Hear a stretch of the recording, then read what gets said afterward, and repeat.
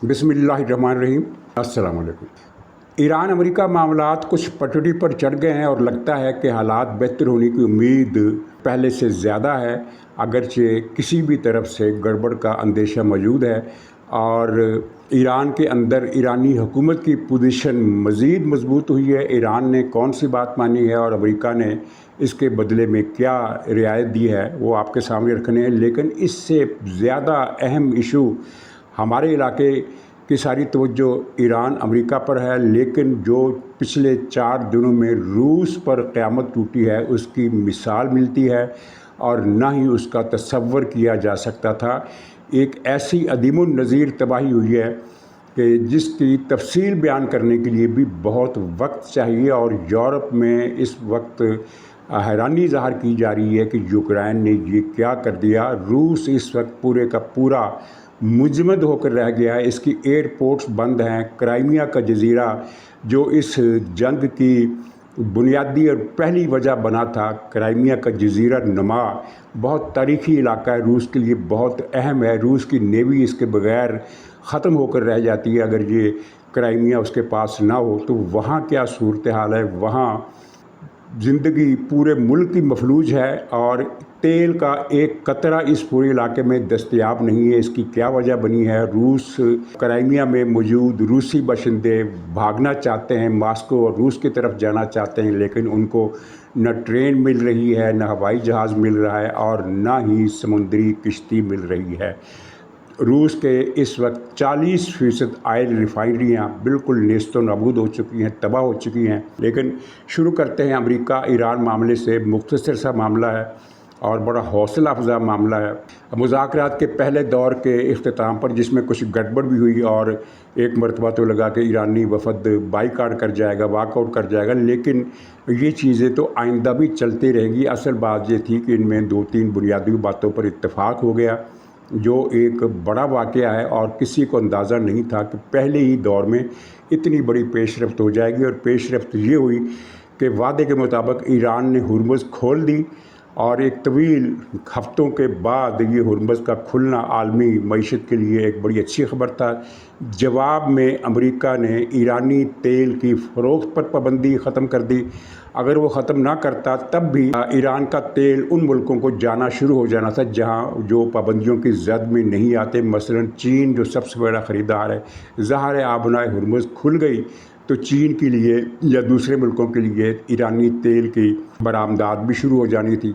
लेकिन अमेरिका ने अब 2-4 मुल्कों को छोड़कर बाकी तमाम मुल्कों को इजाज़त दे दी है कि वो ईरान का तेल दरामद कर सकें, ख़रीद सकें। और इसके साथ ही पाकिस्तान के लिए भी पाइपलाइन का जो मामला है वो हमवार हो गया है और फील्ड मार्शल के लिए पूरी दुनिया में तारीफ़ी कलमात अदा किए जा रहे हैं। और ये बात पाकिस्तान के अंदर एक ख़ास किस्म की इंतशारी जमात को ज़रा नहीं भाई। और जब भी मैंने देखा कि जब भी ये मुज़ाकरात की नाकामी की ख़बरें आती थी तो इनके चेहरे खिल जाते थे और इनके जोश व खरोश से भरे हुए विलाग सोशल मीडिया पर छा जाते थे। लेकिन जब मुज़ाकरात का ये पहला दौर कामयाब हुआ और इसके अंदर से 3 चीज़ें बरामद हुई, तीसरी चीज़ मैं बताता हूँ, तो उनके चेहरे मुरझा गए। 2 पेशरफ्तें तो मैं बता चुका हूँ, एक तो ये कि हुर्मुज़ खुल गई और दूसरा अमेरिका ने ईरान के तेल की फ़रोख्त पर पाबंदी ख़त्म कर दी तकरीबन। और तीसरी डेवलपमेंट ये हुई कि ईरान ने एटमी तवानाई की आलमी एजेंसी को ये इजाज़त दे दी है कि वो उसकी एटमी तनसीबात और यूरेनियम के ज़खायर का मुआयना कर सके। ये उस तरफ एक बड़ी पेशरफ्त है जिसके तहत ईरान को एटम बम बनाने की तैयारी से रोका जाएगा। लेकिन इसका एक मतलब और भी है। ईरान की पासदारानी इनकलाब की क़यादत और रहबर कौंसिल में जो इंतहा पसंद मजहबी हजरात हैं वो आलमी एजेंसी को ये इजाज़त देने के लिए तैयार नहीं थे। लेकिन सदर पज़ेश्कियान और अराक़ची वज़ीर ख़ारजा इन्होंने इस बात की मंजूरी दे दी, इस बात का वादा कर लिया। इसका मतलब यह है कि ईरानी हुकूमत महसूस कर रही है कि उसकी गिरफ्त अमूर मुमलकत पर पहले की निस्बत बढ़ गई है और वो इंतहा पसंद धड़े की मुखालिफत को अब ज़्यादा अहमियत नहीं दे रहे। ये बात ईरान के अंदर किसी परेशानी का बास बन सकती है, लेकिन मेरा ख्याल है ईरानी हुकूमत इस पर काबू पा लेगी। उसकी वजह यह है कि इंतहा पसंद धड़े के अंदर भी दो धड़े बन गए हैं। एक वो धड़ा है जो कहता है कि कुछ ना कुछ सरेंडर करना ही पड़ेगा, और दूसरा धड़ा वो है जो किसी कीमत पर भी एटमी मामलात पर अपनी मर्ज़ी के ख़िलाफ़ कोई मुआहदा होने की इजाज़त देने के लिए तैयार नहीं है। तो लेकिन चूँकि अब ये धड़ेबंदी हो गई है, तकसीम हो गई है, और फिर ईरान के अवाम के मसाइब इतने ज़्यादा बढ़ गए हैं पाबंदियों की वजह से और जंग की वजह से कि ये धड़ा मज़ीद कमज़ोर होता हुआ नज़र आएगा। तो यहाँ मैं एक बात की वजाहत कर दूँ कि हमारे यहाँ मैंने सुना है टीवी पर भी लोग ईरान की वज़ीर ख़ारजा को इराक़ची कहते हैं और इराक़ची ही लिखते हैं। इनका ताल्लुक़ इराक़ से नहीं है, ये अराक़ची है, यानी अलिफ़ से, अलिफ़ रे अलिफ़ और काफ डंडे वाला, यानी कराची, जिस काफ से कराची लिखते हैं उस काफ से और फिर आगे ची, अराक़ची। ईरान का शहर है अराक, बड़ा मशहूर शहर है। इनका इराक़ से कोई ताल्लुक़ नहीं है, ये वज़ीर ख़ारजा हैं अराक़ची। अच्छा, रूस का मसला आपके इल्म में है कि 3 साल से रूस और यूक्रेन की जंग जारी है, और जंग की बुनियाद ये बनी कि रूस ने कहा कि यूक्रेन के जिन इलाकों में रूसी बोलने वालों की अक्सरियत है बॉर्डर के साथ साथ, वो सारा इलाका हमारा है। ये वो मफरूज़ा है, ये वो दावा है जिसको दुनिया में कहीं भी तस्लीम नहीं किया जाता। आप अंदाज़ा करें कि पाकिस्तान के मगरबी बॉर्डर पर दोनों तरफ पश्तून हैं, और पाकिस्तान के मशरक़ी बॉर्डर में शमाल में दोनों तरफ पंजाबी हैं। तो क्या किसका दावा माना जाएगा, यानी पाकिस्तान अफ़गानिस्तान पर हमला करके पश्तून इलाके अपने अंदर जम कर ले कि चूँकि पश्तून पाकिस्तानी होते हैं और पश्तूनों की अक्सरियत पाकिस्तानी है। अफ़गानिस्तान में अगर 2 करोड़ पश्तून हैं तो पाकिस्तान में तो 4-5 करोड़ पश्तून बन जाते हैं। पख्तूनख्वा, बलूचिस्तान और कराची, बल्कि अब तो पंजाब और पिंडी और पोठोहार के इलाकों में और लाहौर में भी लाखों की तादाद में पठान हैं। तो पाकिस्तान क्या अफ़गानिस्तान पर हमला कर दे कि ये इलाके हमारे हैं, तो कुछ दुनिया इस बात को मान लेगी? तो रूस का दावा गलत था। रूस को एक मदद इस तरह मिली कि यूक्रेन के मंशूर के तहत जो ऑटोनोमस रीजन होते हैं, जिनमें एक क्राइमिया भी था, हर ऑटोनोमस रीजन को ये इजाज़त है कि अगर उसकी पार्लियामेंट मुल्क से आज़ाद, मुल्क से अलग होने का फ़ैसला करे एक करारदाद के ज़रिए, तो वो ऐसा कर सकता है। तो चुनांचे क्राइमिया, जिसकी आबादी 26 लाख है, वहाँ रूसियों की तादाद कुछ 60% के करीब है, 60% से भी ज़्यादा हैं रूसी। तो उन्होंने पार्लियामेंट में करारदाद पास की और वो रूस के साथ मिल गए। ये यूक्रेन के साथ एक बड़ा जुल्म था, लेकिन कानूनी तौर पर ये अलहदगी फिर यानी उसको रोका नहीं जा सकता था। तो यूक्रेन भी खामोश रहा और यूरोप भी खामोश रहा। लेकिन उसके बाद रूस ने यूक्रेन पर हमला कर दिया कि ये जो बॉर्डर की पट्टी है इसमें रूसी बाशिंदे अक्सरियत में रहते हैं, तो ये हमारा इलाका है।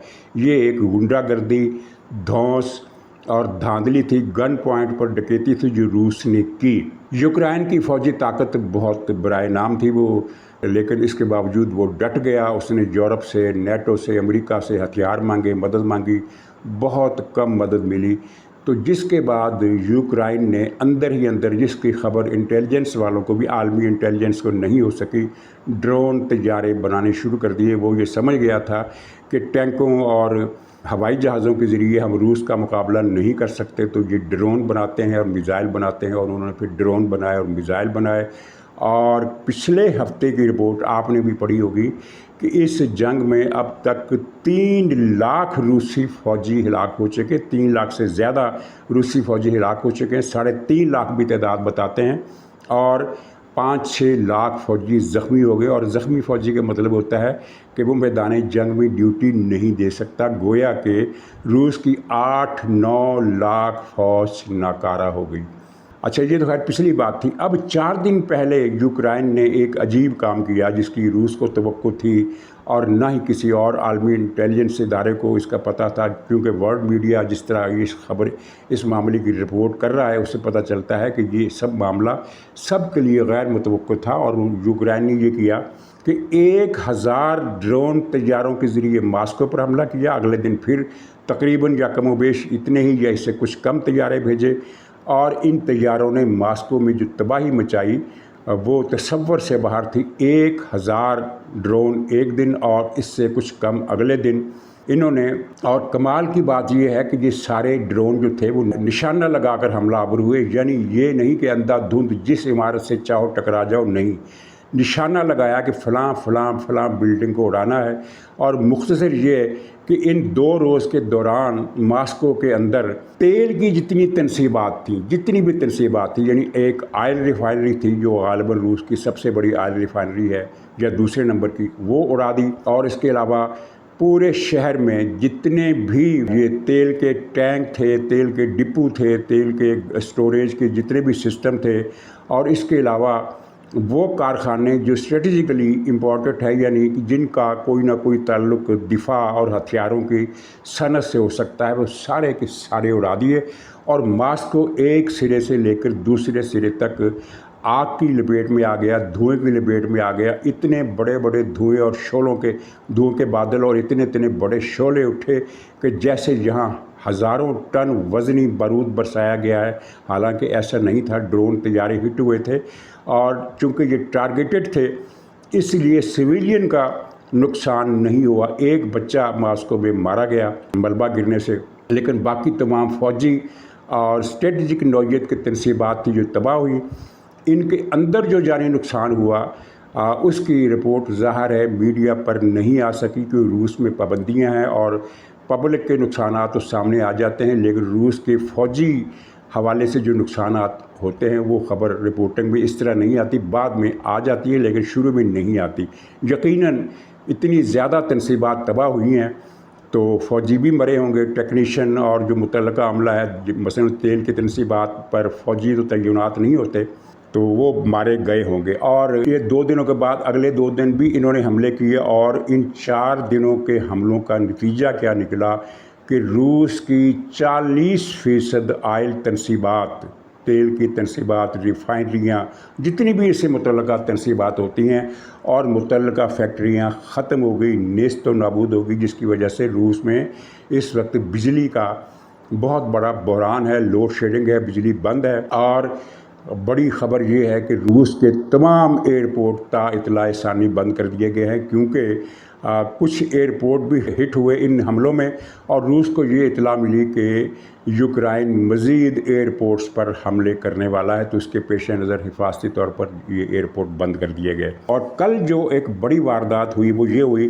कि रूस में, मगरबी रूस में वोरवनेज़ एक जगह है जहाँ रूस का सबसे बड़ा माइक्रो चिप्स का, सेमीकंडक्टर बनाने का, माइक्रो सर्किट बनाने का, डायोड्स बनाने का और दीगर इसी किस्म के आलात का जो फ़ज़ाई डिफेंस में और बर्री डिफेंस में कंप्यूटराइज आलात बनाता है, ये सारी चीज़ें हैं जहाँ बनती हैं।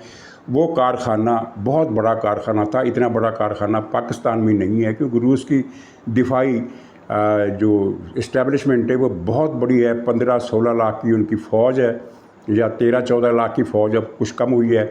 इतनी बड़ी फ़ौज है, और फिर टैंक और हवाई जहाज़ और मिज़ाइलों की फैक्ट्रियाँ, एटम बमों की तनसीबात, बहुत बड़ी इस्टेब्लिशमेंट है।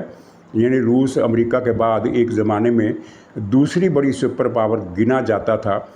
तो ये फैक्ट्री उनकी रीढ़ की हड्डी है। रूस की दिफाई इस्टेब्लिशमेंट के लिए रीढ़ की हड्डी है, वो यूक्रेन ने मुकम्मल तौर पर फना कर दी। अब वहाँ कोई एक सेमी कंडक्टर नहीं बन सकता, कोई मशीनरी वहाँ बची ही नहीं है जिसको आग ने भस्म ना कर दिया हो। ये रूस का बहुत बड़ा नुकसान है।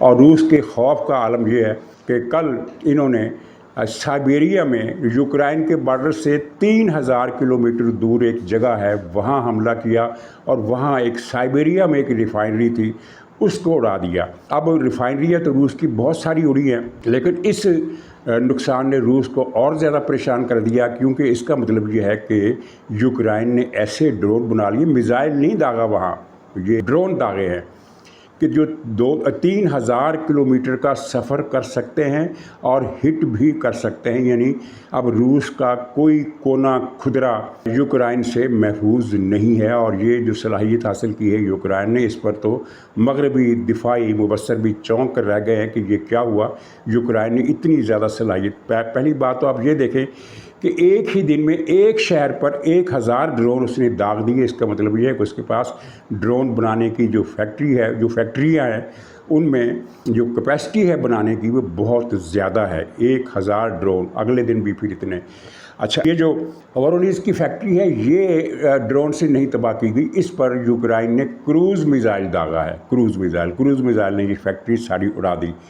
अगर आप ट्विटर पर या यूट्यूब पर भी चले जाएं और मॉस्को यूक्रेन वार, रशिया यूक्रेन वार लिखें और उसमें वीडियो पर क्लिक करें तो आपको ऐसी ऐसी हैबतनाक वीडियो देखने को मिलेगी कि आपको यकीन नहीं आएगा कि ये कोई हकीकी वीडियोज़ हैं या किसी साइंस फिक्शन, वो जो तबाही की साइंस फिक्शन फिल्में होती हैं ना, डिज़ास्टर की, डूम्सडे की, वो फिल्में जो होते हैं जिनमें बहुत ही ज़्यादा तबाही वो स्पेशल इफ़ेक्ट्स के ज़रिए दिखाई जाती है, तो उन फिल्मों के मनाज़र ताज़ा हो गए। और जो अहम बात अब मैं बताने वाला हूँ वो ये है कि क्राइमिया का जज़ीरा नुमा जो कि इस तनाज़े की बुनियाद बना, जो सबसे पहला संगीन वाक़या था, ये क्राइमिया क्या है और जहाँ 1944 में क्या हुआ था वो भी मैं बताऊँगा, आपके रोंगटे खड़े हो जाएंगे वहाँ क्या हुआ था।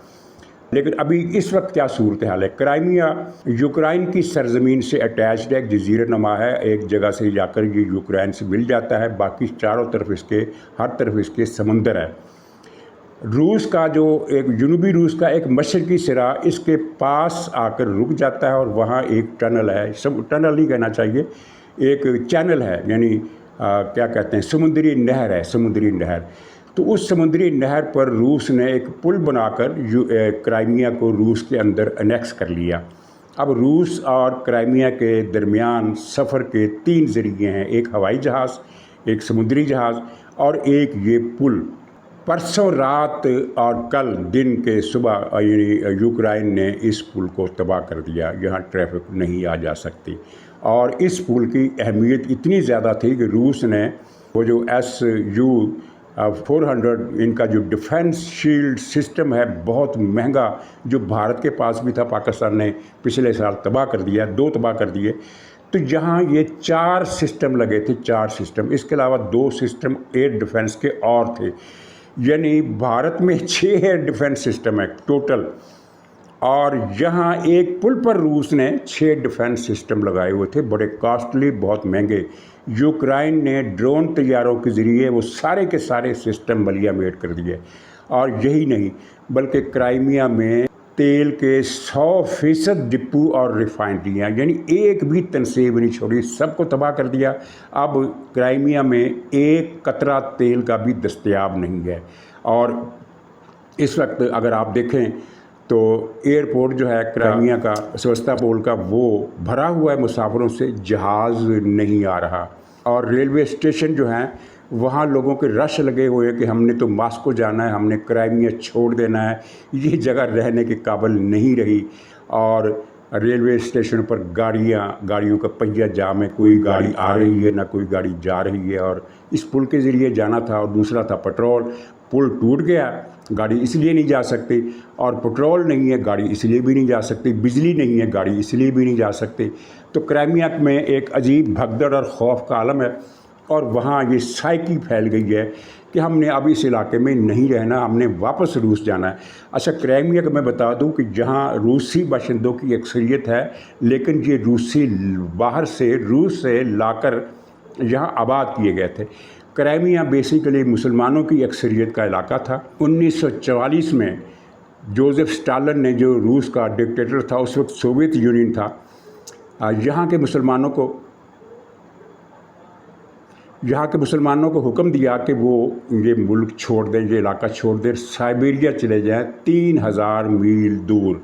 और ये 3000 मील का फासला इन्होंने पैदल करना था। रूसी फ़ौज ने मुसलमानों को घेरे में लिया, दोनों तरफ रूसी फ़ौज के ट्रक और टैंक, और बीच में मुसलमानों को घरों से डंडे मार मार कर निकाला गया। वो अपनी जमा पूंजी क्या साथ ले जाते, वो पैदल चल पड़े। सर्दी का मौसम था, बर्फ़बारी हो रही थी, और उनके पास ना कंबल थे, ना लिहाफ थे, ना उनके पास ईंधन था तेल जलाने के लिए, ना उनके पास खैमे थे, ना उनके पास खाना था, ना उनके पास पानी था। चुनाचे नतीजा ये हुआ कि पहले 200-400 मील के दौरान ही आधे से ज़्यादा मुसलमान मर गए, इनकी तादाद कई लाख थी। अच्छा, बाकी कुछ ना कुछ वहीं बर्फ़ को पिघला लिया, पानी बना लिया, कुछ खाना राशन था, वो चलते रहे। اور ان کا 1/3 حصہ سائبیریا پہنچ گیا کئی مہینوں کے بعد پیدل چلتا ہوا۔ 2/3 رستے میں شہید ہو گئے، مارے گئے، ختم ہو گئے، فنا ہو گئے۔ جو 1/3 بچے تھے وہ سائبیریا پہنچ گئے، لیکن سائبیریا پہنچنے کے بعد وہاں بھی ان کے پاس نہ لحاف تھے، نہ گدے، نہ تیل تھا، نہ ایندھن، نہ موم بتی، کچھ بھی نہیں تھا، کھانا پینا بھی کچھ نہیں تھا۔ 1 ہفتے کے دوران وہ سارے کے سارے مر گئے، اور اندازہ ہے کہ 5 لاکھ سے زیادہ مسلمان اسٹالن نے اس طرح مار دی۔ ویسے اسٹالن نے روس میں کل 2 کروڑ افراد قتل کیے، یعنی روسی کسان مار دیے، روسی کسان 2 کروڑ، ان میں مسلمان بھی تھے اور آرتھوڈاکس بھی تھے۔ اور یہ جو کرائمیا ان کو خالی کرا دیا، اور جہاں پھر لا کر بسایا گیا روسی شہریوں کو، اور کو بہت زیادہ آبادی نہیں ہے کرائمیا کی، 26 لاکھ آبادی ہے اس وقت، اور ان میں پھر کچھ مسلمان بھی آ گئے، ترکی سے آ گئے، کاکیشیا سے آ گئے، مشرقی یورپ سے آ گئے۔ تو اس وقت تقریباً 15% جہاں مسلمان ہے، تو 26% کا 15% کتنا بنتا ہوگا؟ 2-2.5 لاکھ ہی بنتے ہوں گے، میں نے ابھی کیلکولیشن نہیں کی۔